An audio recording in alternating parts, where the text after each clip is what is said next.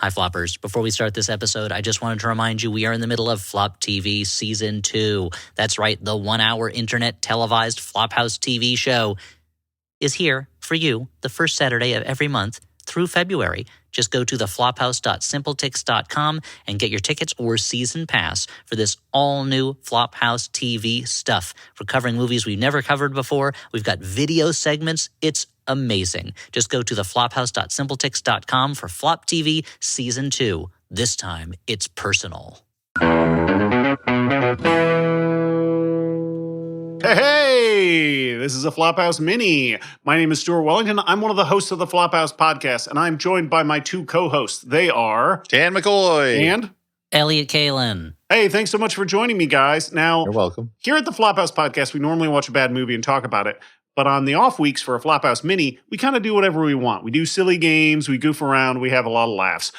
This week, we're deadly serious this week. I do have to preface this with the fact that I wrote this mini and the sequel to this mini before the results of the 2024 election. Yeah. So, what happened? And we're recording it afterwards. I'm going to let people do their own research into that. That's what Dan told me to do. No. I think something tells me for the next 4 years, we're all going to be doing our own research about a lot of things. Yeah. So I wrote this before, but we're recording it after. So that may color some of the content. Interesting. Okay. Wow. Let's find out. So, as a I blast said, from a more innocent time. Yeah. So, as I said, this is a deadly serious episode of the podcast. Deadly is important because what we are talking is we are doing the Flophouse official rankings of the best action heroes in cinema history. Okay? Now, in order to qualify, just to be in the running, these are out of the top 20, you need to be a character that has been in multiple movies, with one specific exception that is Flophouse related, and I think it's important. Okay, interesting. And no character can be represented more than one, or no actor can be represented more than once on this list. There is one kind of edge case that you can argue, but we don't have to get into. So that. both the Transporter and Hobbs can't be on the list? That's the one specific thing is that. We'll get to it. Oh, That's a good Elliot read my brain. Wow. But Elliot scooped out my gray matter and ate it and then knew what I was nibbled thinking. it on up. Yeah. To clarify though, a character could be played by different actors. Yes. But different actors cannot be represented more than once other than this mystery case. Except for one edge. Well, Elliot nailed it. The one edge case is that that Jason Statham could theoretically be considered to be in this list twice. Theoretically, okay. Theoretically. Scientists say. It's been hypothesized. As I said, there are 20 on here. That's a lot. So we're going to have to split this mini into two. Otherwise, this would be a maxi. We're just doing a mini. Its own franchise. Yep. So this is just a mini. So we're going to split into two with the official rankings at the Steven end. Seagal is the maxi. So there are going to be some, so this list of 20 was compiled by me, Stuart Wellington, movie expert. Okay. If somebody is not included in here, it is either my choice or if it's something that actually upsets you, it was Dan's choice. I'll just take it. Once again, Elliot comes out smelling like a rose. So we are going to do the first 10, and then next mini, we're going to do the second 10, and then there's going to be a final resolution. Now, eagle-eared listeners will say, hey, Eagles are known for their ears? Mm-hmm, they are. These eagle-eared listeners will be like, hey, this sounds a lot like the top 20 horror villains of all time list that you did before. It is similar, except there is going to be one specific difference, which is I am not putting in my rankings. I've already written my rankings down on a secret ballot, okay? So we won't know the final tally until the very end of the second episode. Seems like subverting democracy is a trend these days. That's me. It's mainly to keep our listeners in suspense. Yeah. Okay. Okay. So again, after we determine the hero or heroine or heroes in question, we will then judge them on three categories: radness, how cool they are, how fun they are, how their clothes look, if they have quippy one-liners, whatever. Attitude, batitude, Second is badness. That's how tough they are, what their body count is, how effective they are at being an action hero. Yeah, but it doesn't contain Batitude, which is part of Radness. Which is part of Radness. Thank you. Yes. That's a very important. Thank you for asking that important Sure. question. And then the final third category, of course, Lucky Dip. That's where we randomly roll and the game gets a little bit crazy. Eagle-eared listeners will remember in the horror movie Villains one, it led to some kind of interesting results. It really sank the Xenomorph. Yeah, the Xenomorph seemed to be yeah, headed yeah. for number one until that Lucky Dip turned into an unlucky slip. Yeah, Alien. thank you. I was looking at the Flophouse subreddit, and some listeners were very upset about the results there. I think one Z Onomorph was very unhappy. People on Reddit were upset. Yeah. Don't worry, Okay. Dan. They're going to be a lot happier from now on. Dan, Yeah. Just kidding. Since, They're never happy.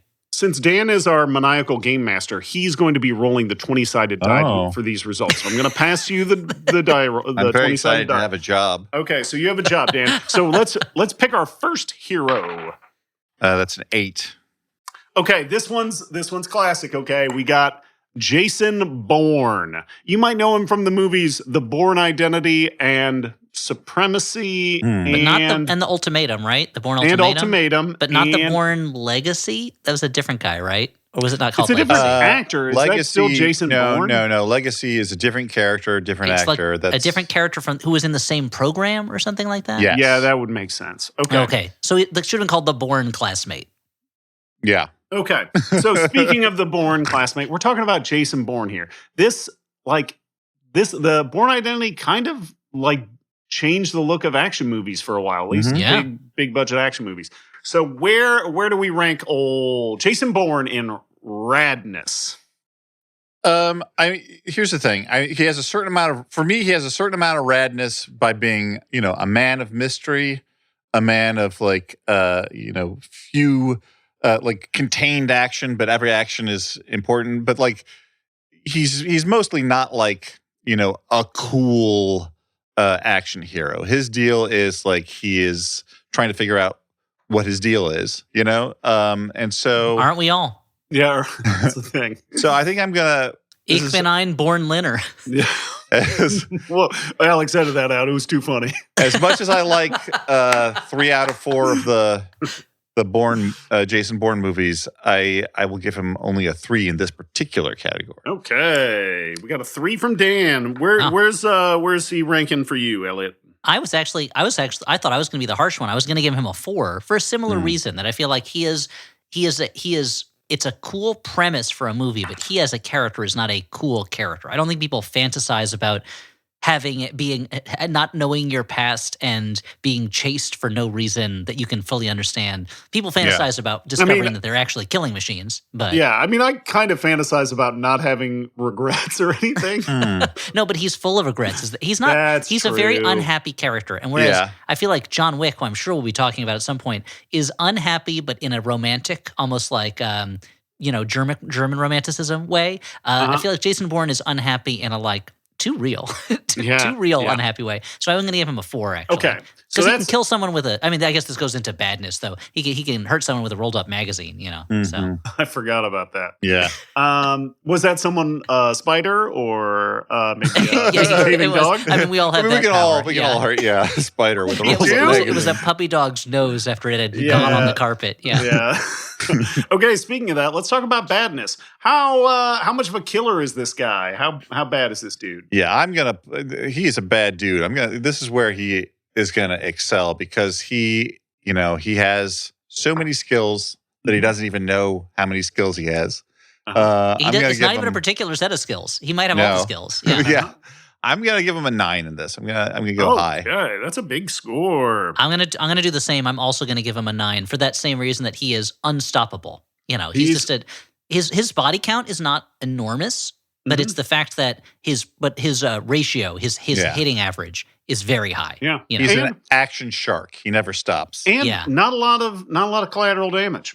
No, that's true. That's a good point. A lot of these Specific. guys, they are blowing up buildings. There's a lot of bystanders get hurt. No, he is targeted. So if anything, he's the most community-minded of the action heroes, maybe. Yeah. Yeah, I mean he's an efficient killing machine in a way. A big part of his like radness comes from the way other people talk about him. They're Yes. like, "Oh, fuck this dude." Yeah.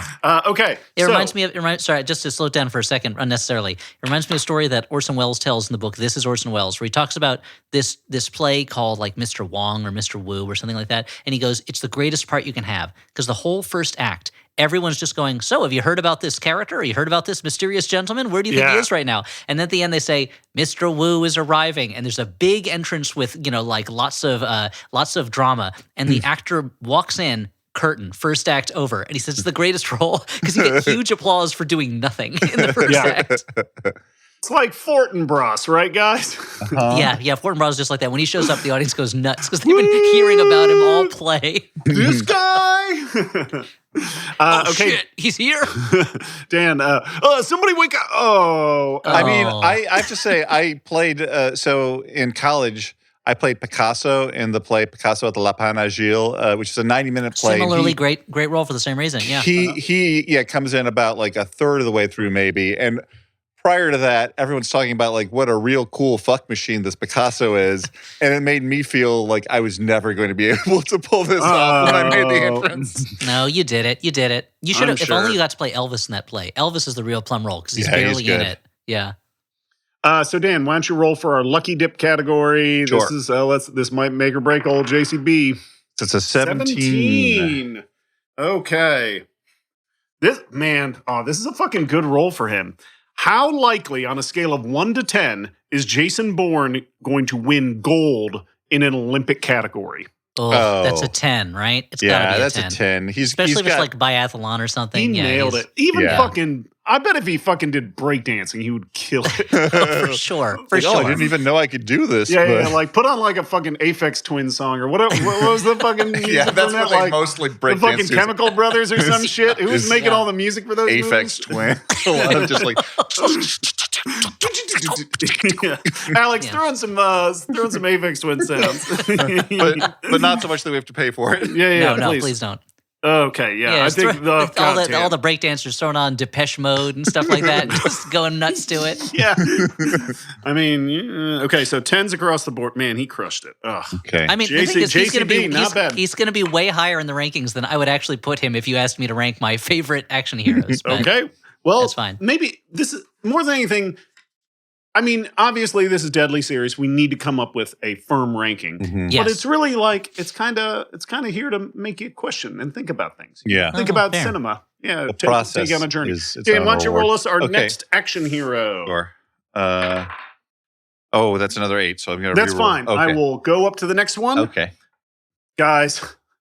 Mr. Indiana Jones. Oh, man, wow. Indiana Jones. my guy. He's a guy. Oh boy. He boy, is is he that. ever, Oh, boy, is he ever boy. a man. Yep. You might know him from such movies as Raiders of the Lost Ark, Mhm. Temple of Doom, Crystal Skull, Last Crusade, and Dial O Destiny.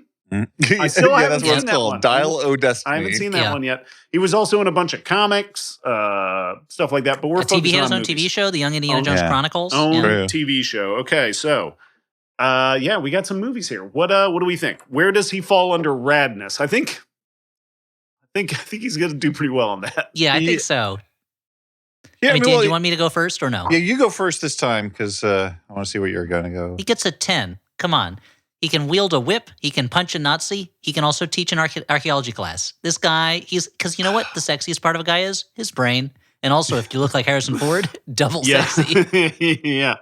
Yeah, I think you've convinced me to go actually a little higher than I was going to go in radness. Here's what I thought initially was going to take the radness down. Is that one of the things I like about Indiana Jones is he's not like an unstoppable machine. He is not, or I guess that's bad. I think that falls under badness. But that's what I that's like true. about him. He's like Beyonce. He's showing you the work. He's He does showing show you you that the he's work. working hard. Yeah. If he gets hit, you can tell it hurt him. He gets tired. Like some of the best moments are him being like, "Oh God, I got to deal with this shit now." Yeah. But I, he's got the whip. He's got the hat. Cool he's got hat. the leather jacket. He's Harrison Ford. You can't do much better than that. I'm gonna give him a 9. Ooh, big scores. Okay. Now let's talk about badness. You got something that needs actioned. are you going to call Indiana Jones? So here's what I'm going to say about that. This is going to be a hard one for me to parse because so often when we think action, we think fighting. And as a fighter, he is not great. I would give him like a 5 or even a 4 at times. But if you're thinking action in terms of stunts, then I would give him a 9. So I'm going to balance it out and I'm going to say like a 7, I think.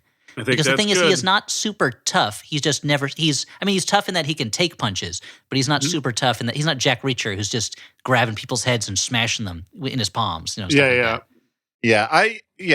he is like a bad penny, he always turns up. I will give him an 8. He is an Energizer Bunny of an action hero. Like part of the thing is like he is committed to doing what he's doing. Yeah, and he's got a pretty good hit rate. Yeah.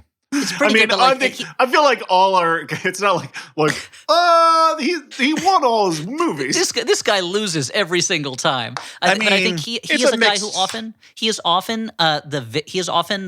as much as he has bad luck, he's often the recipient of good luck. When he's fighting that Nazi in Raiders of the Lost Ark, that he doesn't beat that Nazi. The plane propeller beats that Nazi. Yeah. Like when he in Temple of Doom, there are a number of parts where it's like the environment is really helping him out in these things. Like in the beginning of Raiders, it's like he doesn't get that idol from Alfred Molina. Alfred Molina is killed by a bunch of spikes. He gets luck on his side.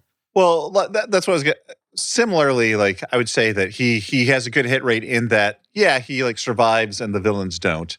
But but like it's always kind of a mixed decision when it comes to like how it personally works out for Professor Henry Indiana Jones. I mean, if you see that first movie, again, not to just keep going to Raiders, but this is the best one. If you keep going to it, he does not defeat the villain. God defeats the villain at the end, or rather the angel of death does. Like he's a guy who's often in the wrong place for a while and then ends up being in the right place at the exact right moment.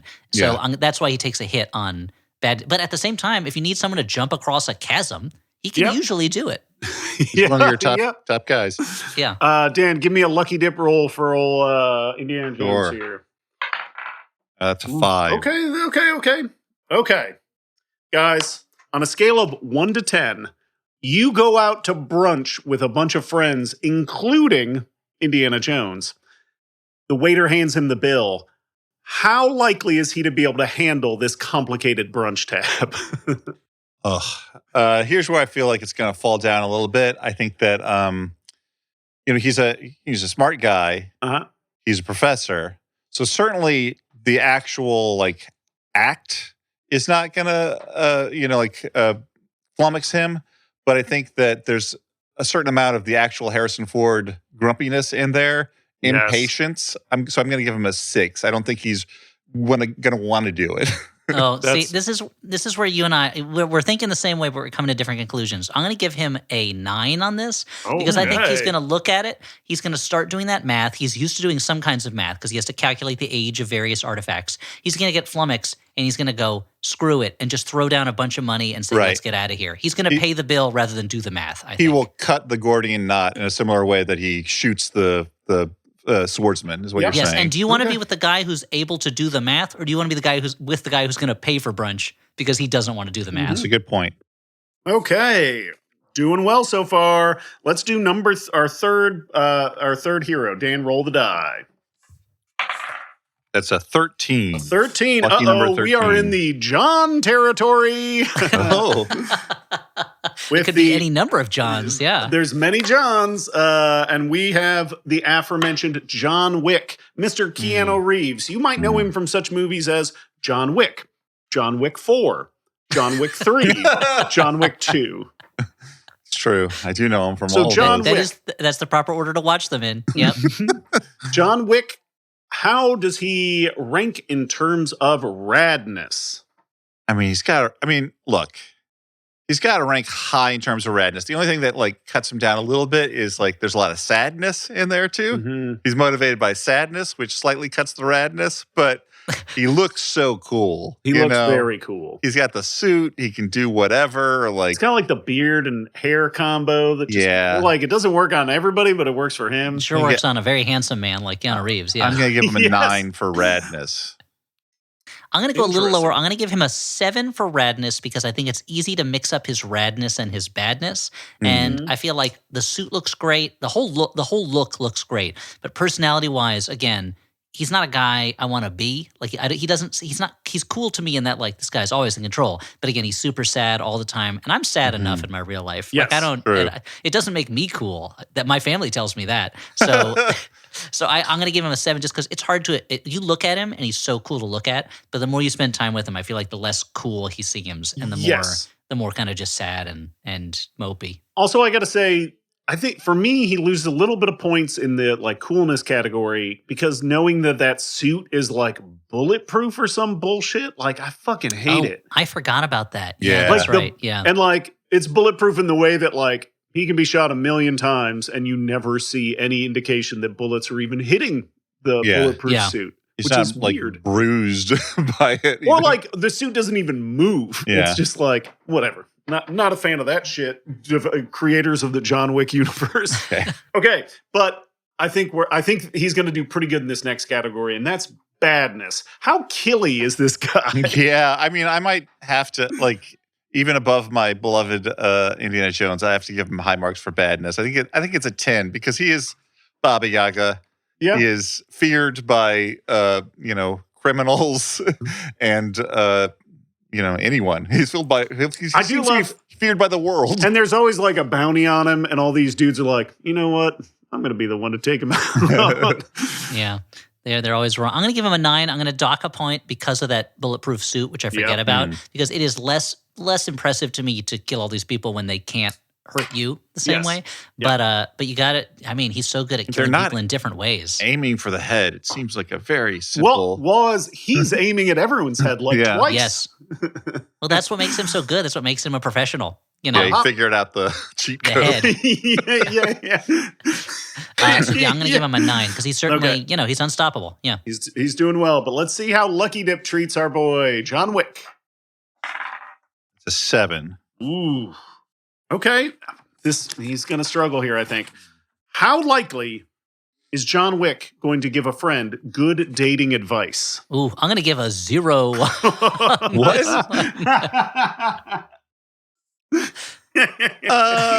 Okay. Like a little bit of your thinking on this. I mean, because to me, look, he's been out of the scene for a while, certainly. Long time. Yeah. Time. He was married, and then he was consumed by grief. What's the old person dating app? Like Silver Sneakers or whatever. But he does seem to have found a lasting love in his life, and has like that's true. What, his dog? That empathy. He was married. The dog is kind of an married. extension of his dead wife. Yeah, he was married, but I feel like he got lucky that first time. Look at this guy; he's morose. He's very quiet. Mm-hmm. He has the weight of 1,000 murdered souls on his Yeah, heart. true. I think he found a woman who was ready to help him through that. But if I was like, hey, I like this girl, I'm going to go on a date with her. I think he'd be like, stare into her soul and show her the pain in your heart. See if she doesn't run away. And I'd be like, I don't know if that's the first impression I want to make, John. That's true, but on the basis of him having had that relationship, which is a thing that I don't believe in a lot of action movie relationships. This one seems to have been meaningful. I'll give him a 4. Okay. Uh-huh. Communication is the key and the foundation of any good relationship. Really? How often did you and your wife talk? Not often. Yeah, I'm thinking it's a red flag. We just exchanged puppies. Ironically, Keanu Reeves and Bill and Ted, I'd give him a much higher grade. Oh, yeah. That guy knows how to tell you how to show someone a good time. Yeah. Okay, we're doing good. Let's roll our next hero. That's a 1. Oh, heck yeah. And did I say hero? I mean heroes, because we got the Toretto family. You would know them Wait, from the they all Fast get and to the be Furious. one thing. That is one thing. I mean, I feel like we can't parse this team. They're like, if we separate So it's them. the whole team. It's not The whole team. like the family, as in the larger sense of like family's what's important, not just his family, but This is family. Yeah, this is the whole family. The family, not his Yeah, family, yeah. but the family. Yeah. Yeah. We can strip it down to the core members, maybe remove like Hobbs and Shaw. I don't know. Uh-huh. I feel like you'd have to, right? Yeah, they're sort of. Yeah, I don't know that they ever. I mean, they were at a couple barbecues, I think, maybe, but They're affiliates. Yeah. yeah. Okay, so break out the Coronas, boys. Where we at with Ratitude for the... Elliot, I got a question. How many of the Fast and Furiouses have you seen? Ugh, not that many, because I keep meaning to go back and finally watch them all, but I don't want to Sit down with the boys. Yeah, I sit don't down mean with, of all the people I know, I don't think that you necessarily need to do this. Like, I can't imagine you being like coming out of it being like, yeah, I had a great time. No, I mean, well, so there are certain movies where if I go into it expecting it to be objectively like kind of good, smart, and then it's dumb, I'm disappointed. But if I go into a movie being like, this is going to be dumb, then I can enjoy it. And the thing is with the Fast and Furious movies, where the series is now, just from what I picked up from the later entries, which I'm not as familiar with, I don't know whether, like, I feel like you hear people who are like, oh, they're really fun because they're dumb. And then I'll hear people who are like, these are great movies. Like, they're great action movies. And I don't know, I'm worried about not knowing how to frame it in my mind. I feel like Fast 5 is the high point, right? Probably. I think that the people who are really into the Fast and the Furious movies have bought into this like family framing in a way that I just cannot. Yeah. To me, I'm like, this is like the barest like placeholder idea of like, we got to have some heart in this movie that they have thrown over it like a tarp, the whole series. Like if we just mentioned family in every one of it.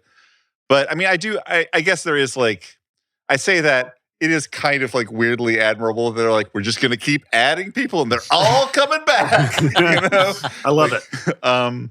So I don't know. So what we do? Ratitude? Sorry, my little headphone got. I can deal with that. Okay, so we are on Ratitude. Ratitude. Where does the Toretto family fall into the category of like coolness? I think this may say more about our opinions of what's cool or not. I think that's true because I feel like I'm torn because they are objectively supposed to be very cool, and a lot of people think they're very cool. But there's a layer of like toxic, hostile misogyny that I feel like there's like a cloud of that around them. It really stuck out to me during the Universal Studios tour.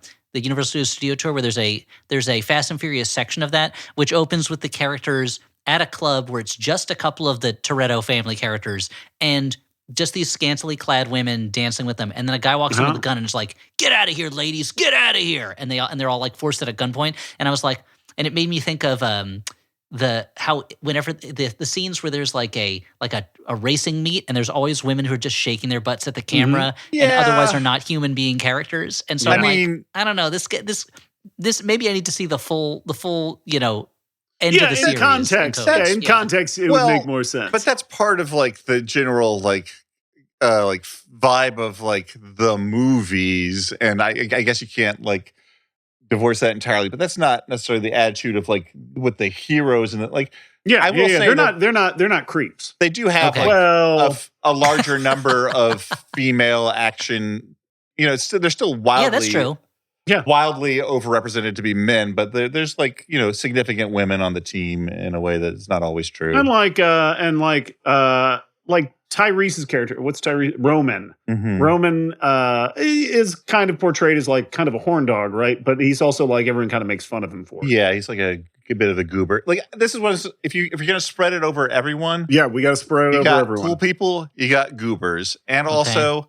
They're really obsessed with cars, which like a lot of people think is cool, but I don't give a shit about. So I'm going to give them a 6. Yeah, I think I'll give them a 5. I'll give them a 5 on this one. 6 and a okay. That's cool.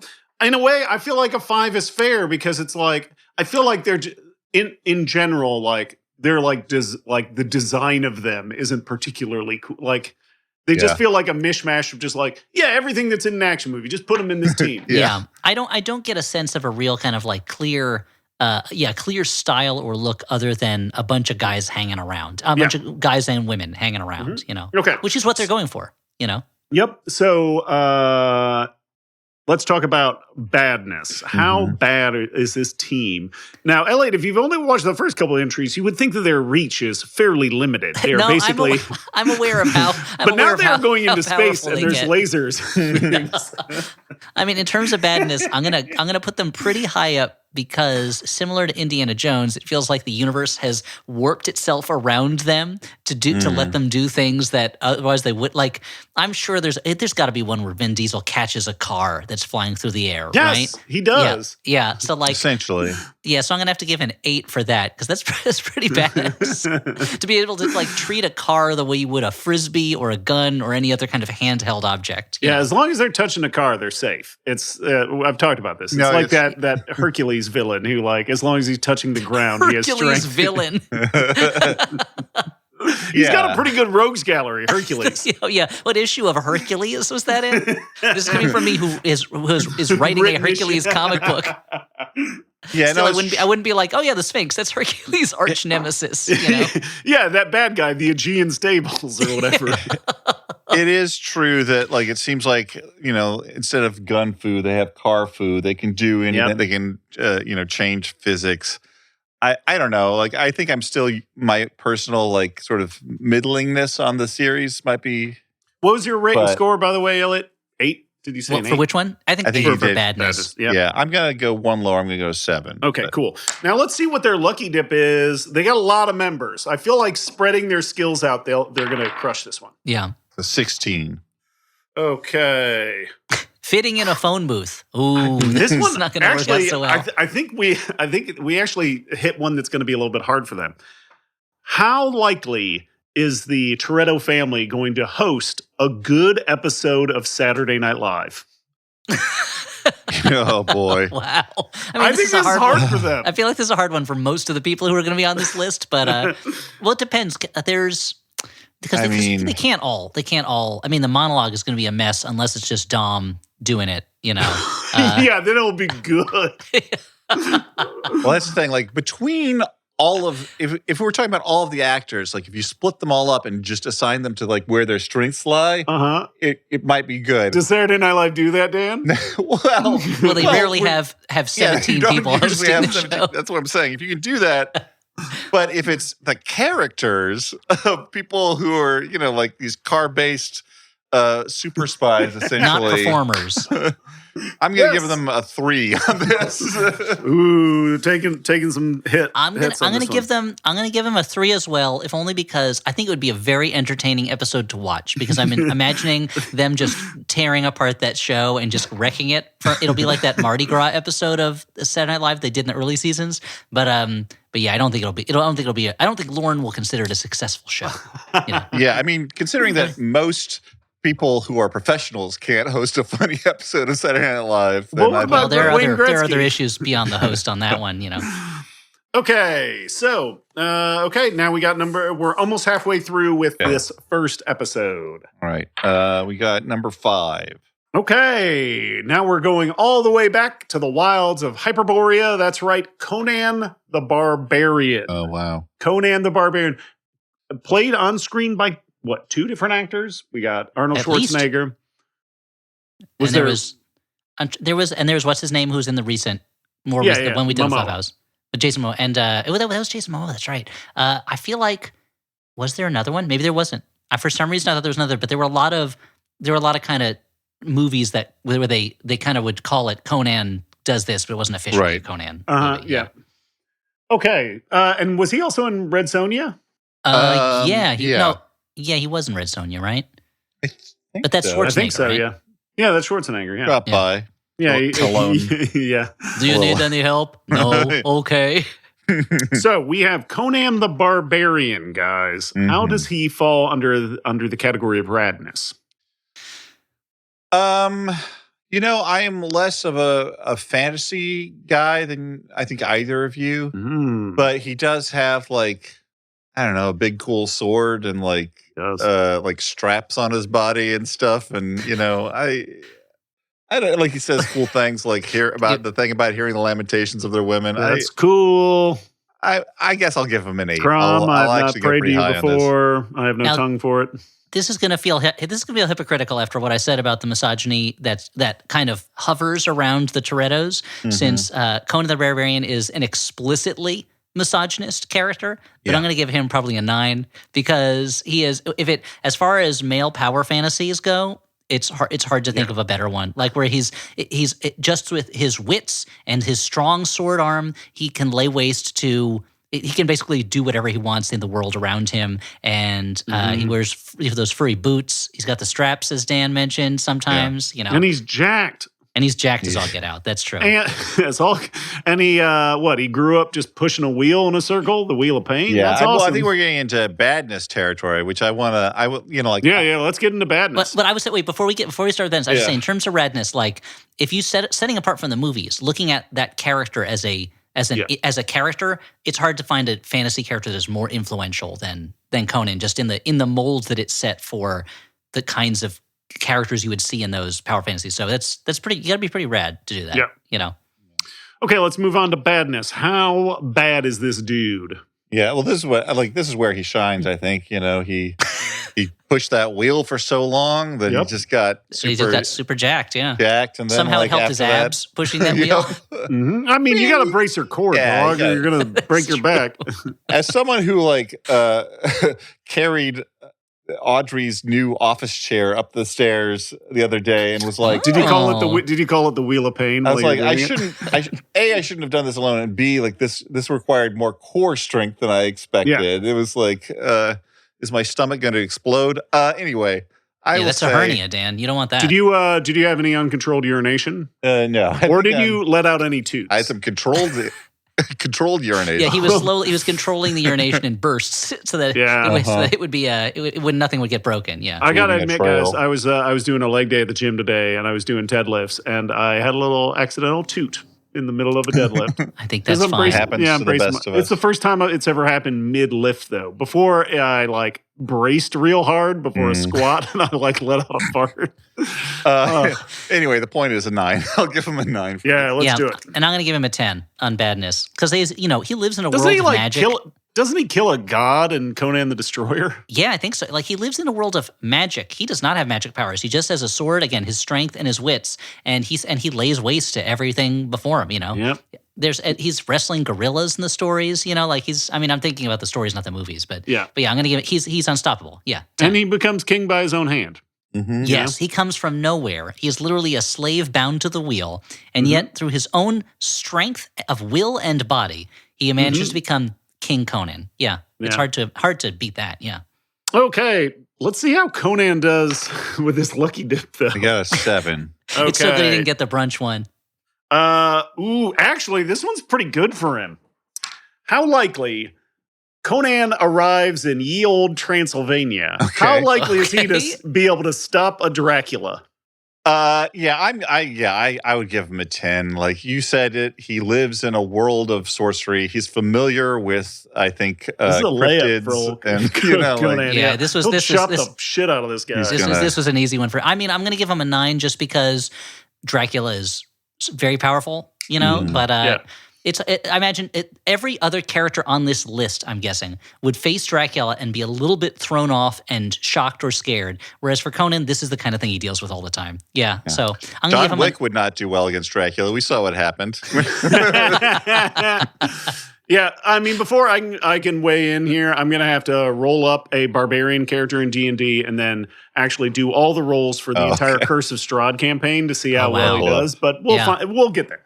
Okay, so we're halfway through. I think it's time for a message from our sponsors. This week's mini is brought to you by Aura. Some of the best gifts that you are going to find feel like they are picked out just for you, okay? And one of the great things about Aura digital picture frames is that they make the perfect gift because you can personalize that gift for a person. You can fill it full of all kinds of great pictures so that person has memories that last a lifetime. So I know Dan, every time I come into Dan's living room, I see the Aura frame there loaded up with tons of pictures from Dan's various parties and specifically Dan's wedding, which was a ton of fun. And it's great every time I see it.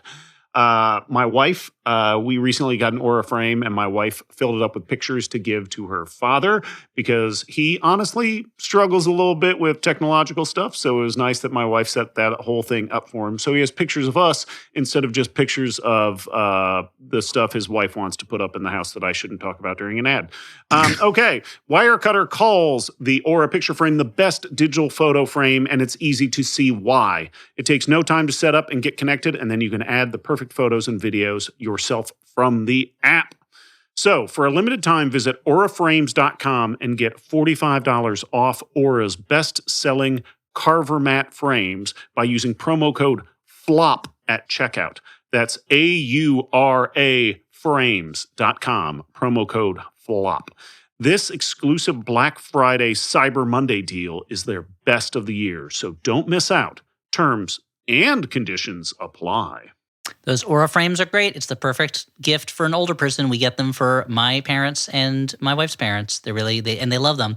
We're also here to talk about Flop TV. That's right, everybody. Flop TV continues apace, the 1-hour online televisual version of the Flophouse, the first Saturday of every month from September through February. We're halfway through the season. We've done RoboCop 2, Breakin' 2, and Caddyshack 2 because this season is all about sequels.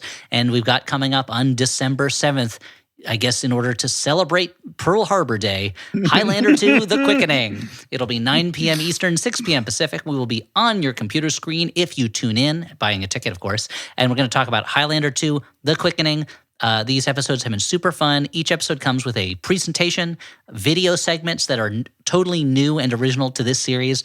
I taught people how to breakdance when we had the Breakin' 2 episode. Very Stuart useful. interviewed the skeleton of the gopher from Caddyshack in the Caddyshack 2 episode. That's right. That happened. Deal with it. Everything's been super fun and funny, and I can't wait to see what these guys and myself have cooked up for our show on December 7th. So go to theflophouse.simpletix.com to buy tickets or a season pass. The season pass gets you 6 shows for the price of 5. It's like getting a free show, a free episode of Flop TV. And we hope you can tune in and enjoy it. And if you can't tune in when the show is airing, the video stays up for every episode through February, so you can enjoy it at your leisure. Theflophouse.simpletix.com.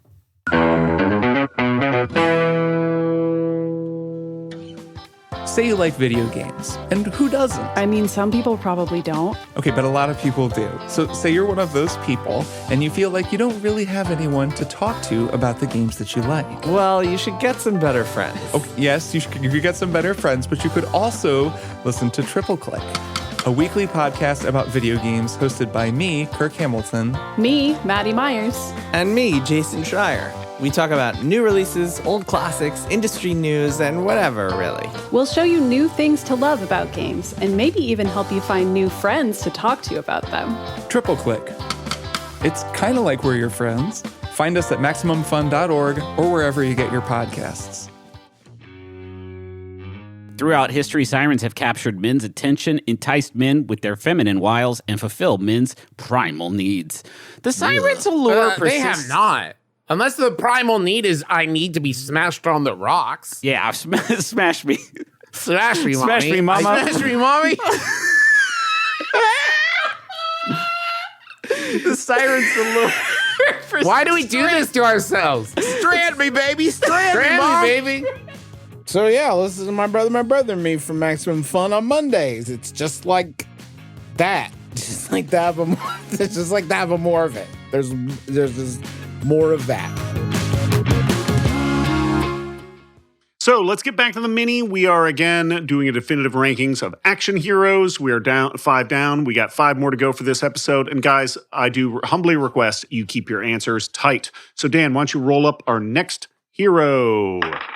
It's 10. We got a 10. Okay, we got Imperator Furiosa from the Mad Max franchise. Ooh, solid.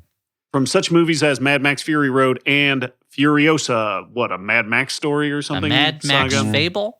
Fable, something like that. I don't know what it is. Okay, so how does Imperator Furiosa fall under radness? Radness, this is where she's going to shine. Yeah. She's going to crush. Like, look, sadness in other places has taken a few people down. Here, you know what? The sadness is not enough to overcome the radness. No, and she lives in a world of madness. Sadness is the only option. Yeah. She looks super cool. She's got a robot arm. She drives a big truck. I mean, I'm it's gonna give such her a 10. fucking great design. Yeah. Like, Yes. like design both is feels unique and like immediately recognizable. It's amazing. And when Yeah. you see her as the one woman who has earned this kind of like place of violent authority in this world of horrible men, you know that this is a badass character right off the top. She's had to work 10 times harder than every one of those other war boys to get where she is, you know. Mhm. So wait, what was that? A 10 for you I guys? gave I'll give it 10 10. for badness. Yeah. Oh, crushes sorry, it. radness. 10 for radness. Radness. Sorry. Let's talk about badness. How bad is this this battler? I also very high. You know what? I was going to like first, dock her a little bit because, like, does she have like the kill count or whatever if you're like looking at badness that way? But if you look at it in terms of, again, working her way up from nothing, like the size of the fight in the dog, as they say, I'm gonna give her a 9. I'm going to give her a 9 also. Like Dan said, she doesn't have as huge a body count as some of the others, but look at the bodies. She overthrows a tyrant. That counts for a lot. She's not just taking down, random hitmen who got a notification on their phone that there's a contract open on Jonathan Wixworth. She's taking out the main villain and at the same time, unfortunately, taking out the greatest guitarist in the wasteland. But, it all goes to show you got to take the good with the bads, that she gets a 9 for badness. Okay, now let's give me a roll for Unlucky Dip, Danny. Okay, you got a 12. You got a 12. Okay, this might be a challenge for old Furiosa. Can do a convincing lead in a regional theater production of Fiddler on the Roof. Ooh, I was Tevye. I was going to rate her pretty high until I found out it was Fiddler, because in Furiosa, she does a lot of performing in order to get through dangerous situations. She has to put on personas, but Tevye is a tough one. It's a very verbal role, and she does not like to talk very much. Yeah. Yeah, I mean, I think convincing does a lot of work there to like what you think convincing means. Like, could she put on a good performance? Probably. If you want her to be convincing as the specific Jewish man from the specific time and place in history, This shuttle. I'm not sure. I mean, I think she could very much really tap into the idea of a stultifying tradition-based social structure, because she lives in a world where, even though it seems anarchistic, there's a lot of applied roles that everyone has to play. In class, yeah. But I think it's going to be very hard for her to sing those songs. She's just not. I don't think it's going to be hard for her to get across the joy of "If I Were a Rich Man." The joy mixed with bittersweet, yearning. Even so, I'm going to be generous because I think she can do a lot of what she puts her mind to. I'm going to give her a 4. Okay. Elliot. I'll give her a 4 as well. I think when she says, "I have 5 daughters," she'll remember the women that she almost took to the Greenland. That's true, yeah. Dan, give us our next hero. Not bad for Furiosa over here. That's a 5. Okay, we got the man himself, Ethan Hunt. Oh, no my. mission is more possible than when it's in the hands of Mr. Ethan Hunt, played by Thomas Cruise. Uh-huh. You would know him from the Mission Impossible franchise, of which there are 9 of them now? 8 of them? 7? 7, I think. 7. Yeah. Well, here's the thing about Ethan Hunt. I mean, he was in Far and Away also. You'd also know Tom Cruise from Far and Away. Sure, yeah, you would know him from Far and Away. Yep. He can do nearly anything, but it's kind of a part of his character that he is not rad. He is kind of a square. He, has no. He's like kind of a cipher of a person in a certain way, so I think in that area, I'm just going to give him a 5. Okay. Yeah, I think that's fair. I mean, there's a certain, he has this I think he does I'm going to chalk part of this up to just Tom Cruise's ability as a performer, but he does the oh shit, how am I going to deal with this new development face better than anyone in the biz? Very good at that. So you said a 5 for Ethan Hunt on radness. A 5 on radness. Elliot, you want to make a case? I'm going to give him a 4 because I've always found him to actually. I'm going to give him a 4. He's when you see him in motion, it's very fun, but I've always found him to be the least distinct of action heroes. I don't get a much sense of personality or style from him. And there was a certain point around Mission Impossible 4 where I was like, they should just call this character Tom Cruise. Like, why even bother to give him a fake fictional I do name? want to pump the brakes. If you want to see some style, you should watch Mission Impossible 2. It doesn't quite work. Because his hair is crazy, and there's that awesome that guitar, that wraparound shades, and that like motorcycle bit where he's like spinning around shooting. It doesn't gas quite. tanks. Well, that falls under That's falls style. under Batitude for me. But yeah, that's a style. That really feels like an experiment in style that the character could not sustain. Yeah. Yeah. Okay, so I feel like Lorenzo Lamas in Renegade has a more distinct action hero style to me than Ethan Hunt does. That's 100% true. Unfortunately, Lorenzo Lamas in Renegade is not one of our options. No, it's so let's talk about television, badness. How effective is Mr. Ethan Hunt? I mean, these are literally impossible missions. Yeah. And yet he pulls them off. Carries them off with a plot. Like, this is what I love about this is, like, it is, again, that kind of Indiana Jones thing of, like, he shows the effort, and I enjoy it. And I enjoy that he is, like, trying the hardest, and he gets it done. Impossible. So I'll give him a 10. He can do the impossible. Okay. Oh, I was going to give him. I'll give him an 8. It is impossible, but I feel like he gets by. Yeah, a lot of times on luck though. But I do like that. That's the fact. I like that. My favorite moment in any of those movies, again, is when he's climbing the Burj Khalifa and he has to swing through the window and he hits his head on the way in. It's great. Yeah. Dan, give me a roll. Give me a roll. That's a 10. Okay. Ooh-wee. Okay. So this is one of the ones I wrote before the election. Oof. So on a scale of 1 being very likely to 10 being very unlikely, how likely is Ethan Hunt going to be a guest on the Joe Rogan Experience podcast? I mean, really blowing his cover as an undercover agent. Yeah, I feel like he'd be very unlikely on this one. Yeah, I'm going to steer So it he's away. going to get high points for this one. Yeah, I'm going to steer it away from any like political thing and say like he just doesn't have the time. Like he's constantly saving the world. So if unlikely is the high number, I'm going to give him a 9. Wait, so unlikely is the high number? Yeah. Unlikely is the high number. Yeah, I'm also going to give him a 9. I feel Because like it's the higher your likelihood is, the less I like this character. I see. I think the only reason I could see him on there is if it is part of the mission. Like if it was the first Mission Impossible and he's still doing the mask stuff for the second Mission Impossible. I feel like he doesn't do as much with masks these days as he once did.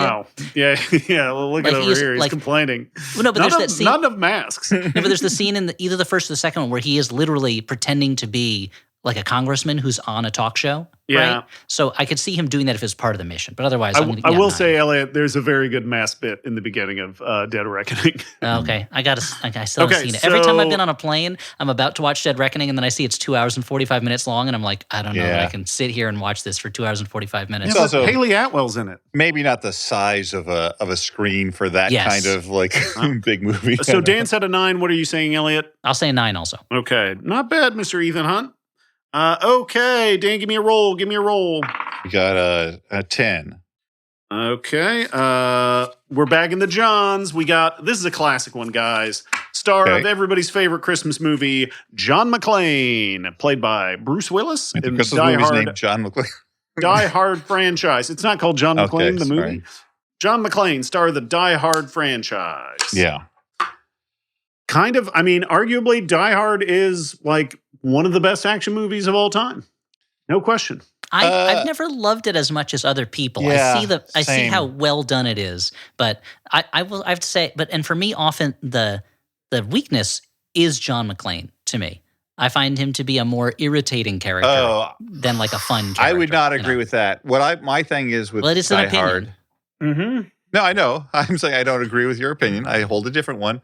I like it more as a thriller than I do an action movie. I think it is well constructed. Like it did a whole, a whole genre came from Die Hard, and like it is a clever idea, well executed. The Christmas movie.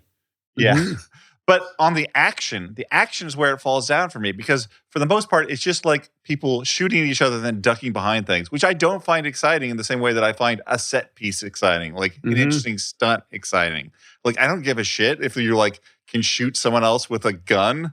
Like, sorry, America. I Wow, don't yeah. I don't care about that. Dan's not going to boot up Call of Duty after this. Anyway, So what do you say in terms of radness, Dan? Let's talk about the John McClane Yeah. character. Yeah, I the feel John like McClane he's got some character, points here at least. he's got some- Maybe not from Elliot. Yeah, on wisecracks and attitude, I'll give him a 7.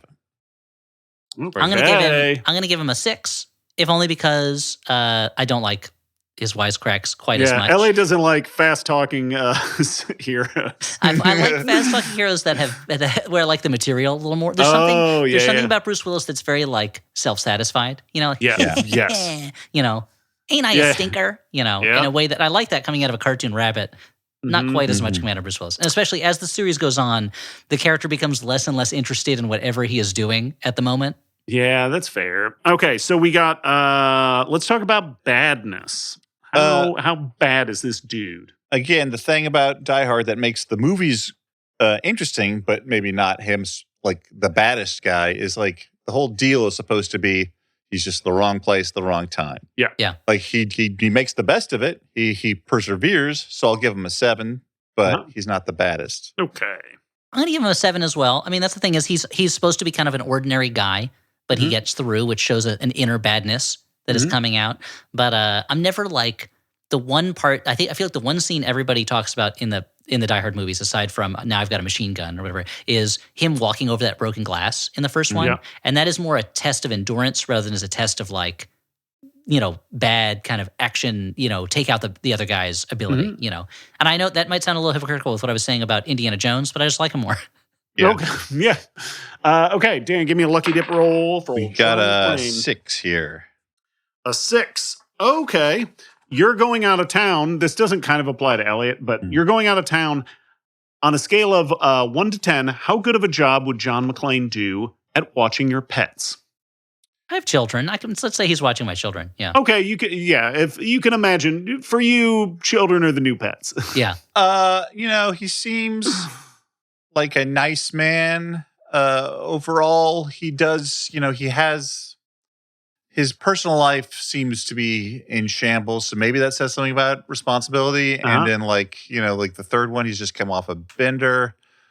But I'll give him a 6. I'll give him a 6. I also can't stress enough. This guy is constantly in the wrong place at the wrong time. I feel like that would be bad for It's your pet. true. That's what I'm giving him a 2 for that reason. If he's watching my kids or my non-existent pet, you know that a terrorist or a hostage taker or a bank robber is going to show up at that house. Yeah.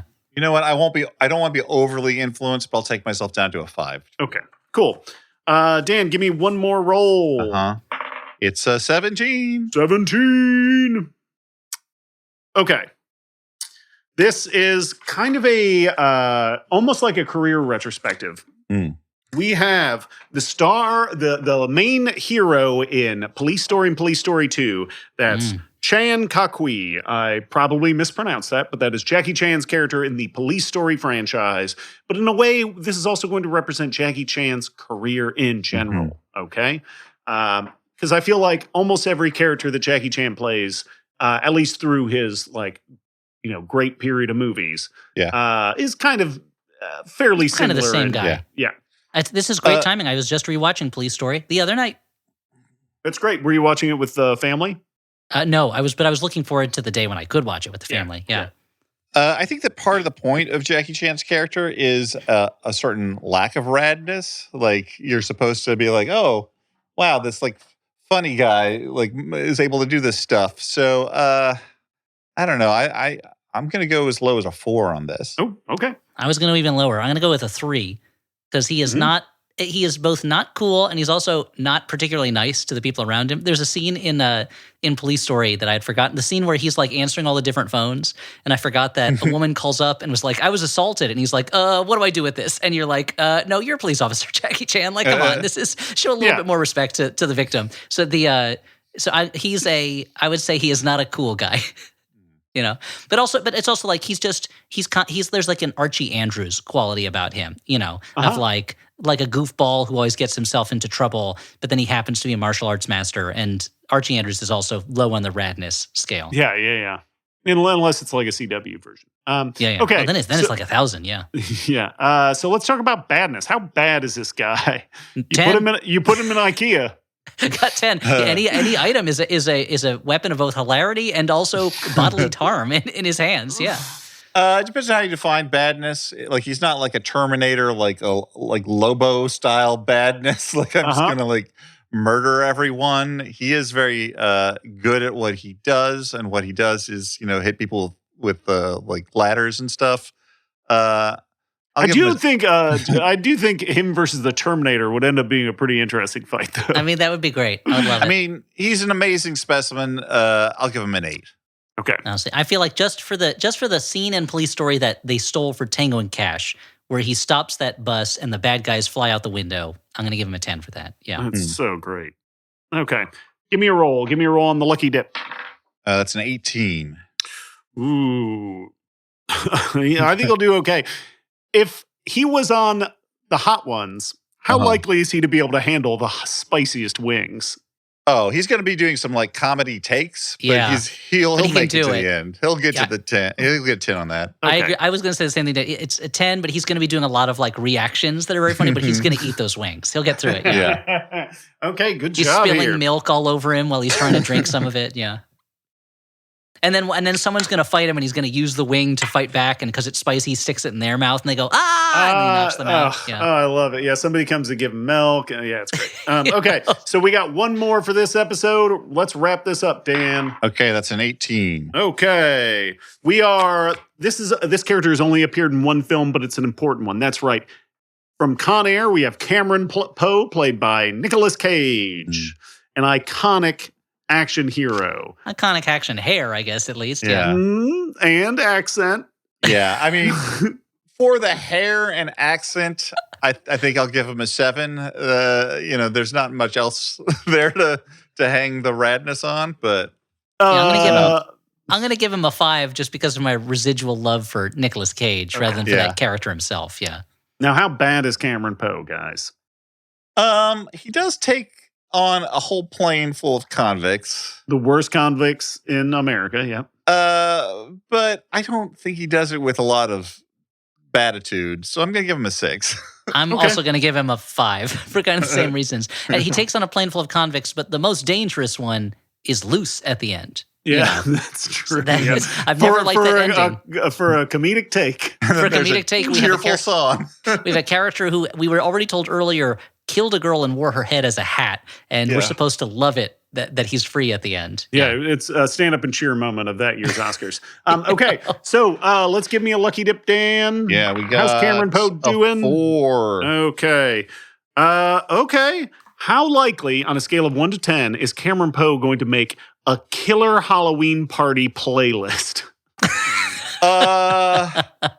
I think that it's mostly going to be Leonard Skinner on there. Yeah, and that Monster sucks. Mash. That Yeah, sucks. I'm going to give him a 3 for this. I'm gonna give him a 2. Oh man, Cameron. Oh, I'm sorry, buddy. Sorry, 3 Cameron and Poe. 2. Oh man, he got the exception. Knocked out. Okay, so that was our first 10. Thank you so much. This has been a Flophouse mini. Stay tuned for our next mini, which will show up in 2 weeks, where we're going to get the deciding votes on this one. We got 10 more down the way. I'm Stuart Wellington. I'm joined as always by my guest hosts. Dan McCoy. Elliot Kalin, guest host. Yep. This has been Downgraded. part of the Maximum Fun podcast network. You can check out other great shows there. This show has been produced by Alex Smith, who goes by Howell Doughty on various platforms. He's a musician. He's a podcast producer extraordinaire. Thank you so much, Alex. So once again, for the Flophouse, thank you. Bye. Bye.